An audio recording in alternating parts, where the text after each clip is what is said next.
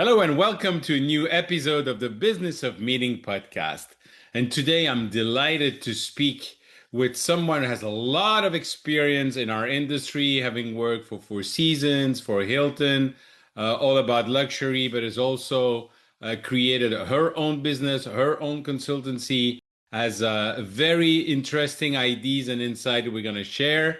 We're going to talk about today. It's my pleasure to welcome Jane Burnell-Fraser from Enhance Lux. Jane, thank you so much for being with me today. Thank you for having me, Eric. It's wonderful. We were just talking before that I sense a British accent coming from, of course, somebody who has no accent for me. Ha ha ha. And I thought, first of all, I wanted to ask you, what is your journey and how did you join our industry? Well, it's a great question, and I'm quite complicated in many ways. I've lived and worked in 6 different countries throughout my career. I'm married to a Canadian. I've got dual Canadian British citizenship. All that to say that wraps around a really incredible journey that I've been lucky to share in the global hospitality industry, which started out actually, I was a banqueting events coordinator on property, Okay. many in London. And that's really where I got the bug. I really loved the connection with people. I really learned the mechanics of a hotel. When you're working in a hotel and you get the operational buzz and the feel of how a hotel actually works. And I think that's been really, those early days have really helped me as I've progressed through my career into more of a regional commercial sales area where I progressed into Four Seasons very early on in my career. I was very lucky to start with one of the most incredible hotel companies in the world. And I was blessed with 18 years with them. And during those 18 years, I held senior positions in most parts of the world and was lucky enough to be at the beginning of very many of the openings of hotels and, in fact, regions. I was one of the first senior female executives to go to Saudi Arabia, for example. And then a Oh, bit wow. later, I always wanted a global role, and Hilton came after me. And I had a fantastic boss at Hilton, and we worked together very early on to create a global luxury sales organization for Hilton, which was about 7, 8 years ago now. And then I made the jump about a year ago. I'd always had an itch to kind of do my own thing, and I created my consultancy, Enhance Lux, at the end of 2024. And it's actually amazing when you do something like that. You're never really sure how it's going to go, but it's given me a pathway to these kind of conversations, which I'm loving. That's awesome. All the friends that I know that made the switch from corporate America to being an entrepreneur, obviously there's different reasons for, but when you get into it, when you cross the Rubicon, what is happening in your mind at that moment in terms of questions that you have, clients that you're looking for? If you can explain a little bit, that I'm sure would be helpful for people listening. Oh, you mean from Europe to America or from America to my new company? From corporate America to your own company. I think it was because I was getting, if I'm honest, a bit frustrated. I'd kind of had big ideas, and that's kind of like a bit of an itch as well. And things, when you're in a big organization, things take a lot of time to happen. So I was getting a little bit frustrated. I wanted to do some different pieces to my career. I had other ideas that I wanted to pursue. I had a really great relationship with my boss at Hilton, and his name's Frank Passanatier. He won't mind me saying that because he's so great. And Oh, Frank, yeah, he's an amazing guy, and he was a guest on the podcast as well. how lucky was I? Okay, so he gets this luxury girl from Four Seasons that comes to Hilton. And we're kind of learning with each other because it was a huge jump from a single luxury brand to Hilton, which has got over 20 odd brands around the world, 7,000 hotels. And it's just a very different organization. But Frank was great. And we kind of really built this kind of unique little bubble of luxury, first of all, to get Hilton started with those luxury brands that they had. I mean, there's now 5 or 6 luxury brands under the Hilton umbrella. And we had a lot of fun doing it. It was very entrepreneurial, believe it or not, in a huge organization. It was very entrepreneurial, which I really loved. And then, I kind of felt that I'd kind of done my bit. And then it started to get, in my world, I sometimes refer to being grown up. And it got a little bit grown up. And I thought, well, I want to go and play. I want to do other things. And, Frank and I had a really grown up conversation. But we worked together on my exit, which was, I'd recommend anybody actually who's thinking about making a jump like that. to have a really honest conversation. Don't just leave people in the lurch and do behind the scene.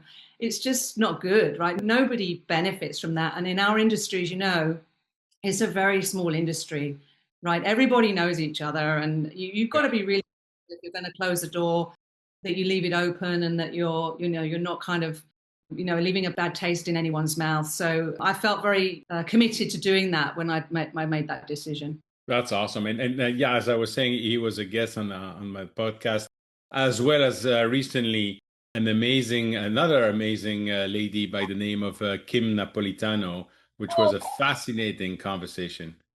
Oh yeah, again, I had no idea about that, but how amazing is that? Wow. Yeah, absolutely. So you starting your own business, how are you finding your first client? That's my first question. Yeah. So interestingly enough, it's all been through LinkedIn. And even more interesting to that, it's not been through anyone I know on LinkedIn. It's all been new connections that I've made through my initial post when I launched my company, which obviously I didn't know that was going to happen. I was kind of thinking, well, I'll let the world that knows me know that what I'm doing. And I'm hoping that somebody's going to come back and say, oh, Jane, we worked together 5 years ago. Let's do this. And that wasn't what happened. I've had some amazing new connections, currently got 2 or 3 clients now that have come purely through LinkedIn. And none of them are in Canada. One is in Italy, one is in the United States, and one is in India. So it Wow. was incredible how it all landed. And the post I made on LinkedIn, I had over 160,000 impressions on that post. Yeah. Wow. No, I actually got a little thing from LinkedIn saying I was one of the top posters or whatever they call it. So it was purely through LinkedIn. I did a post a few weeks ago actually about the learnings I'd had from making that jump. And one of them was make sure you keep connected.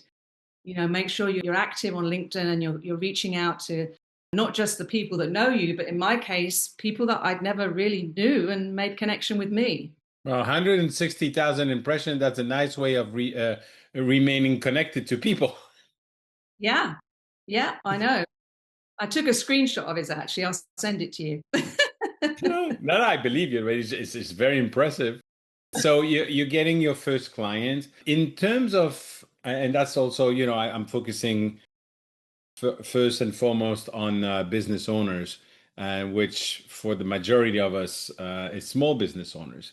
So Mm. you are now going from an environment where you have thousands of colleagues, when I'm sure when you get into the office or you always have with like 5, 10, 15 people interacting every day, up to it's you in your office in front of your computer. How do you live through that? And what did you put in place in order to remain or to feel too isolated? I really think the experience we all had at COVID, when we were all of us on our own working in front of a screen, really helped me.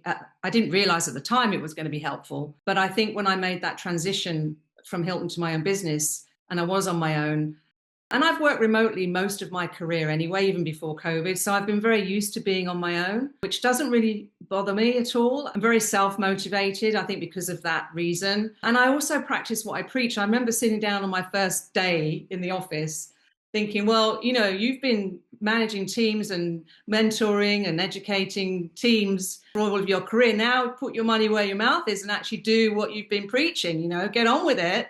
Pull your big girl pants up and let's just make this happen. So that was really my attitude. But I really think, ironically, COVID really helped with the isolation piece for me. Awesome. You've worked all your life in the luxury brand. I feel sometimes that that's the only part of our industry that will never dry up. It seems to me that there are always new luxury property that are opening. That obviously there's a lot of people with major means that can use that. You seem to be knowing, and so tell us a little bit about that. We shouldn't take it for granted, but we've been proven again and again, particularly during recessions and the situation we're all dealing with around the world right now. Luxury seems to be more resilient too, and that's because of the customer base. These are high net worth individuals, which I am not, but people that travel and operate in that area of the world, and within those organizations they travel. During COVID again, commercial airlines were grounded, but high net worth individuals were jumping on a private jet and traveling to the Maldives. So it is resilient to a point. I get concerned sometimes because I think we've got to keep a closer eye as an industry on the changing demographics and generational areas of luxury that are moving very quickly now. There was a time where the luxury was, you could rely on it continuing to be that sort of glitzy silver service and all that kind of stuff. But we've got different generations coming up now, and they're growing up. I wouldn't say they're growing up more quickly, but they're growing up with a lot more insight into the world. There's a lot more technology that's allowing them to think about where they want to go and what they want to do. So I think the luxury industry, and I see a lot of brands doing that, really need to get into the mindset of those generations that are coming up. The alpha generation, for example, we talk a lot about Gen Z, but the alpha generation and the beta generation. I just became a grandma, would you believe? I worked it out the other. My grandson's a beta or beta. I don't know it's an English or an American term, but he's going to be that generation. You think, whoa, what's it going to be like for him when he's traveling around and wanting to go on holiday? And it's going to be very different. And I think we've got to do a better job at really thinking about that and not take so much of it for granted. First of all, congratulations on becoming a young grandma. What do you see in those generation of the next generation of a high net worth individual that is different in what they are looking for and the type of experience they are searching? First of all, I don't think they want what their parents have had. I think that's a big no-no, right? And I know when I first started in Four Seasons, there was a lot of generational copycat going on. If you didn't get what your mum and dad had, then, whoa, you weren't succeeding. So there was a lot of that going on. That's kind of my generation, really.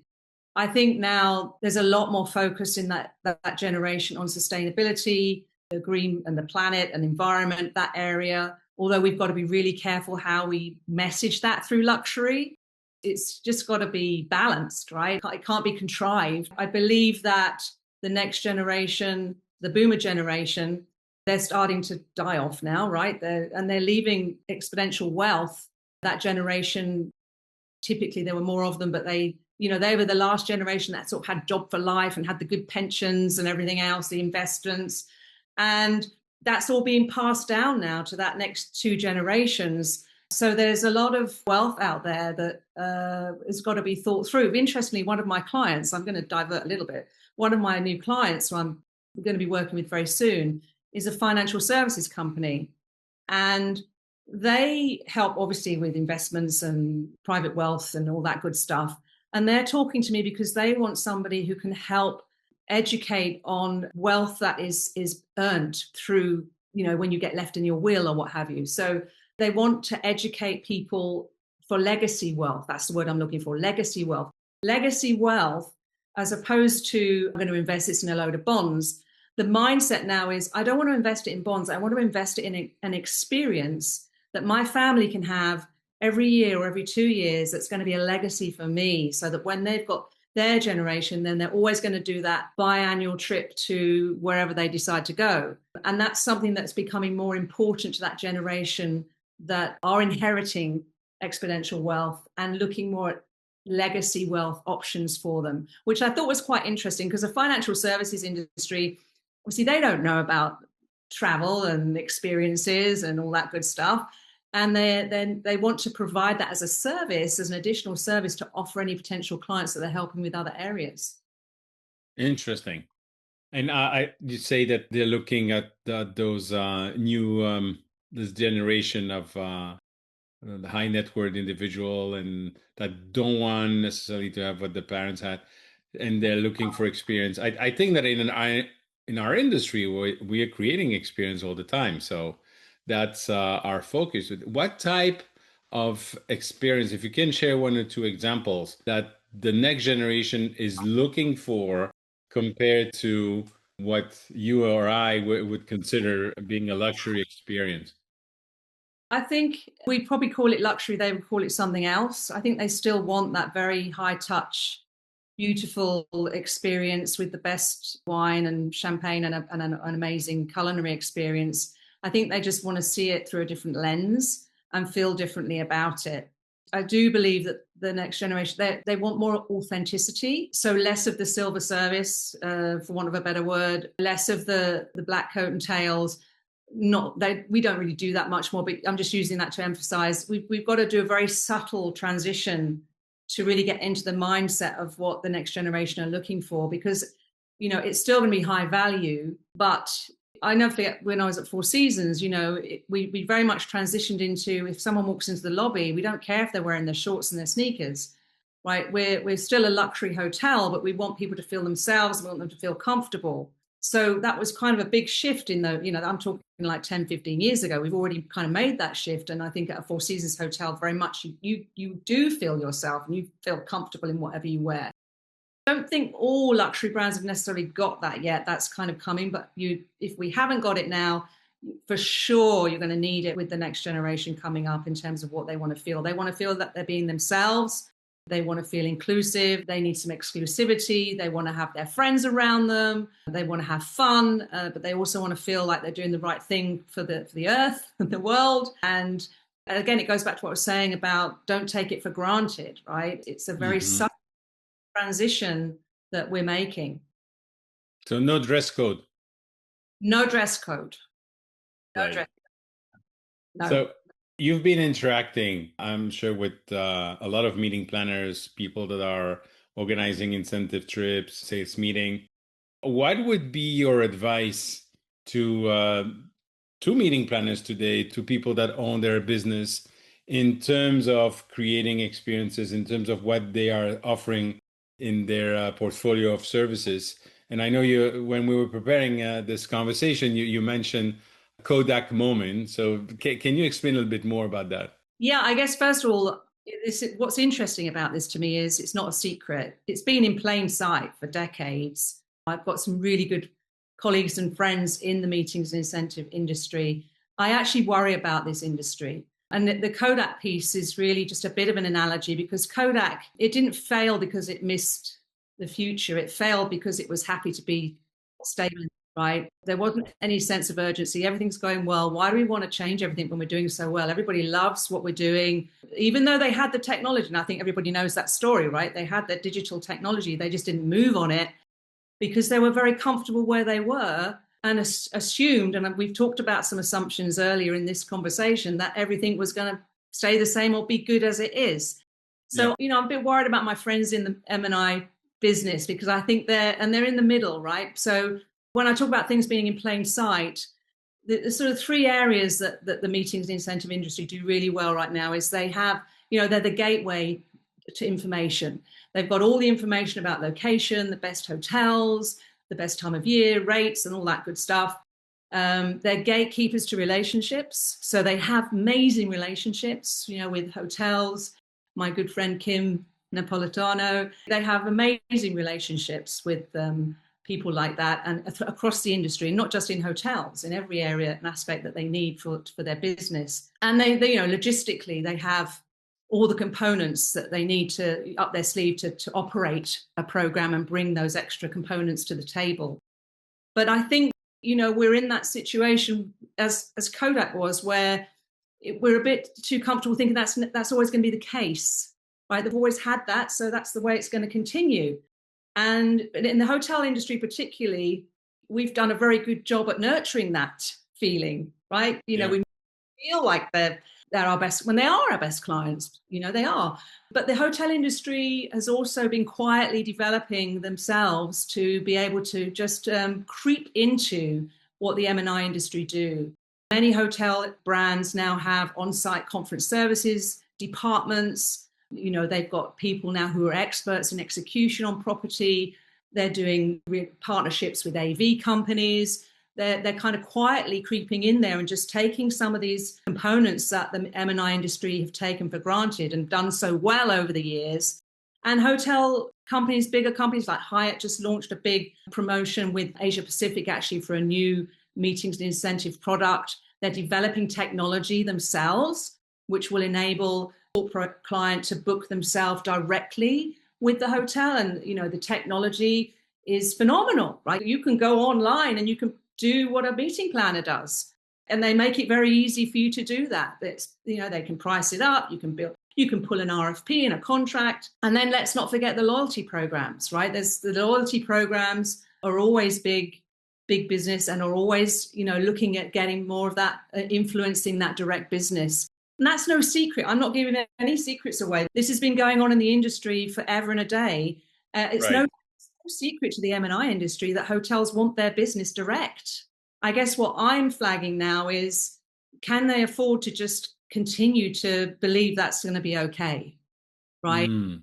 Is this the time? And this leans in very much to AI and technology as well, because I think with AI now, the way that's all developing, that's going to really be a game changer. I've seen hotels building their own AI meeting events coordinator that they can go in and do everything by AI. They're educating their clients. They're kind of, again, nipping away what the meeting and incentive industry is doing. So I think it might be a bit of a kind of step back at the meetings industry and step back and think about, can we continue to just rely on how it's worked for, certainly in my career, and then I think that it's a case of, what do you do if you're going to change it, right? Or are you going to actually make that leap? I see a few of the big players in the industry who have done restructuring to, I think, try and adapt and face that situation. And restructuring is good. And when I say restructuring, it's investment in technology experts and that kind of thing, bringing them into the organization, obviously recognizing that's going to be an important piece for their clients. But I don't see any of them repositioning.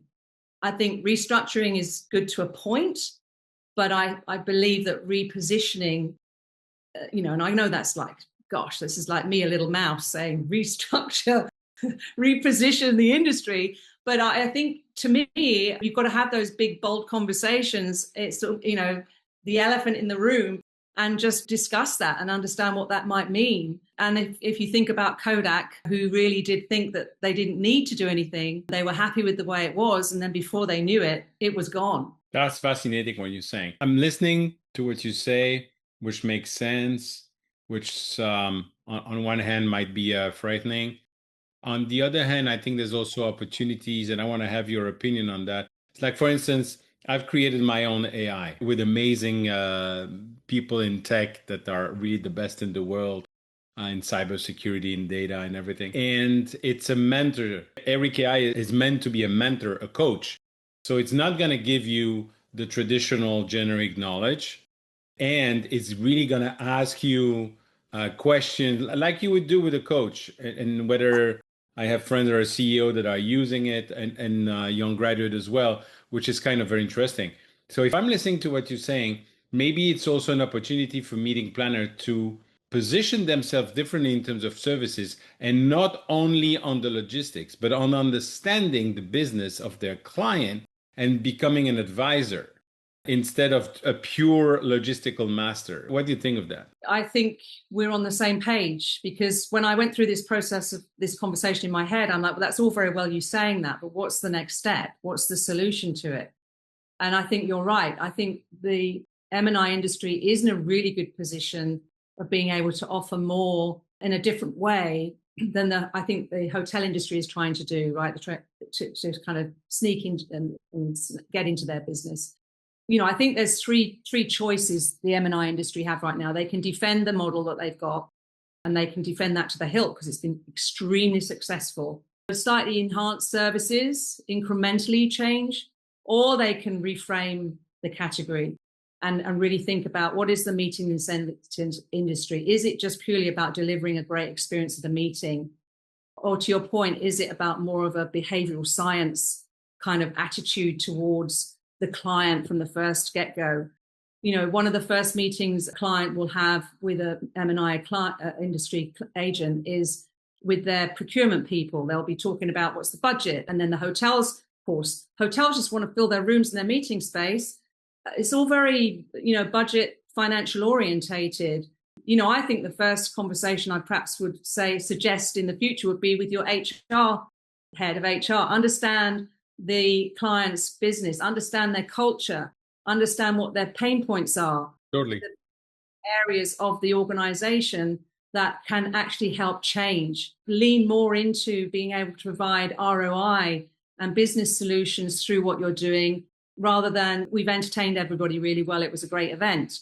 I simplify it because I know there is some great stuff going on, and don't want to offend anybody, but I'm just simplifying it to really help understand the enormity of what potentially could happen, but the enormity of the potential that could evolve.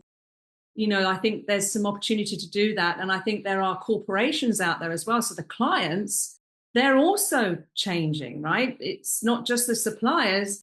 I saw a post on LinkedIn the other day for a new VP of meetings and experience for a large Canadian bank.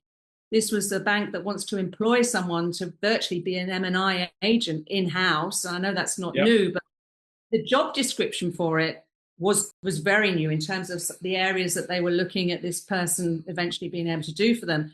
So I think they've got M&I have got a really good they're in the middle. They've got both sides of the fence that they see, and they have the opportunity, I think, to really think and disrupt their positioning, reposition and not just restructure. Absolutely. I couldn't help but smile when we were speaking, because it's exactly how we developed, and my cooperative and agency in Belgium at that time was very successful because we were not going there with question about logistics, but about their business, about what they're trying to achieve, the profile of the people. So you have that behavioral science aspect, but you also have the business and strategy aspect. Now, I personally think, and I would like to have your opinion on that, there's two important points for me for business owners. First of all, it is the greatest moment to start your own business. You can have cheapest access to everything, to technology, to support, to team. And there's also the moment where, because of that technology, because of the fact that you can hire anyone, anywhere in the world, I'm actually now looking for a growth and operation integrator. That person can be anywhere in the world. So that's one thing. But the other thing is, because of AI, because of tech, I 150% believe that the more people use AI, the more they will want to come in person to see if this is really you, but also because of what you were saying at the beginning, to have those unique experiences that cannot be lived in a computer. So those two elements together, it is an exciting moment actually for meetings and incentive in general. What do you think? I agree. And I think there's a lot of things we need to educate ourselves around AI. And I know a lot of people are frightened of it. A lot of people, dismiss it. It's already here. If you're already just discovering it, then you're a little bit behind. And, embrace it, understand it, make sure you're using it to work for you. In terms of human connection, I think this is exactly the M&I space can fall into. Right? I don't know if it's out there yet, but I'm kind of terming it as HX, human experience industry. Let's move from M&I industry to human experience industry, which is completely in their wheelhouse. It's more or less what they've been doing. They just need to think about doing it differently and monetizing it in a way that supports a company, justifying the ROI and the experience, actually creating behavioral changes that impact revenue or market share or whatever it might be. And that's where the M&I industry can really dig into that. I can't tell you now what that experience looks like, but I'm sure there are people who could come up with an amazing experience that's actually going to help a company. You've met with your HR director to begin with. There's a problem because of the employee annual report. Lots of them are thinking now, well, I'm going to maybe leave or whatever. I'm not very happy. Well, give them that. Give them the data to understand what's going on in your organization so that they can create a process and an experience to help you move the dial on that. That's something the people and the bread of the sandwich, the hotel suppliers and the clients, they can't do that. But I really think the M&I industry can. I totally agree with you. Now, moving forward, looking at the future, I don't understand people that are dismissing AI and just thinking that it's not a fad. It's completely changed. It's the biggest change in mankind in our lifetime, I believe. And for me, it's having this mindset of, okay, what am I doing that I have to do twice or three times? Or what am I doing that I can automate? No later than yesterday, I have a friend who has a marketing agency who was explaining to me that they used to have an offer for clients to go on their website, to analyze the website, to tell them that needs to be done, then to reach out to IT, to look at the code and everything. He doesn't do almost anything, and it's all automated with AI that is doing the analysis. You just give the website, it gives you the analysis of the website, telling you what needs to be done, reaching out to the people in the company automatically to start improving, and basically do in 30 minutes what would have taken weeks before. How is not something that is going to impact us? Of course it is. Yeah. Now, how do you advise your clients, especially in luxury, when they want to have this experience, when they want to remain this human aspect? How do you combine using technology to simplify your work and process and everything, but also to making sure that you're creating unique experiences and people want to come to you because of that? I think you have to be really clever about how you use it. I personally believe in luxury and not even luxury. I think any kind of hotel travel experience, people still need people. I mean, that's the whole point sometimes of traveling, isn't it? So you see different cultures and you experience, immerse yourself into something that quite honestly AI can't do, right? You can't go on safari, real safari. I mean, at some point you'll be able to see it through virtual, but it's not, you're going to need human connection. I think the human piece of AI is don't let the AI lead the human, let the human lead the AI. My experience with AI is, and I have battles with it all the time. I'm like, no, you're wrong, or whatever. I don't agree, or whatever. So I think it's honestly only as good as what you put into it. You've got to change the way you communicate, and you've got to be able to put in the right information to get what you need out of it. So you've still got to be really smart about how you use it. But I think in luxury particularly, it's not going to replace the human connection that people crave and need. It will never replace the anticipative part of service, for example. When you're in the lobby of a hotel and you see somebody looking at a map and they're obviously lost, and the concierge will walk up to them and say, can I help you? You might need AI then to say, look, book on my pad or whatever, there you go. Yeah. Or put a little chip in your head by then, but you're going to need to have humans to continue that service aspect of what people want and need in a hotel. I love it. I love it. And you made me think of an example that was far before AI, but the impact that the service can have that you cannot replace in person. I was still living in Belgium, flying for an MPI meeting in Chicago, and we're staying at the peninsula. I arrived there, and at the check-in, the lady asked me, how was your flight? And I said, yeah, it was good. I'm sad they don't play Everybody Loves Raymond in the plane anymore. And first of all, why should she care? Second of all, I said, oh, I'm sorry, blah, blah, blah. Next morning, I'm having my breakfast and I ask for the check. And the person comes and give me the check, and there's another paper inside that says, Dear Mr. Rosenberg, Everybody Loves Raymond is playing on channel 56 every day at 4 o'clock. You see, that's the combination of a human being with a service mindset and using the technology to help. I agree.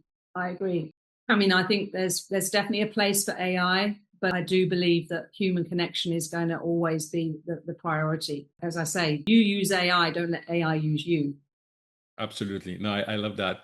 Jane, what does the future look like? What is the dream in the next 5 years for you, for Enhance Lux? Well, thanks for asking. I mean, I'm actually really enjoying what I'm doing. I've got some great clients I'm working with right now. I'm really enjoying their company. We're making things happen.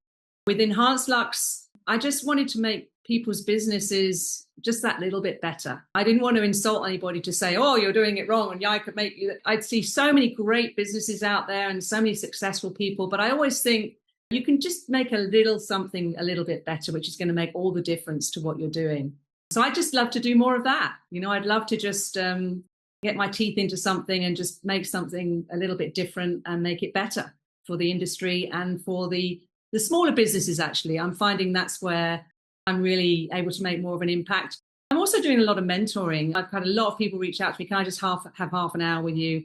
So I'm doing a lot of that as well, which is fun. I love doing that. That's great to be able to do. Wonderful. How do people get in touch with you? Through LinkedIn.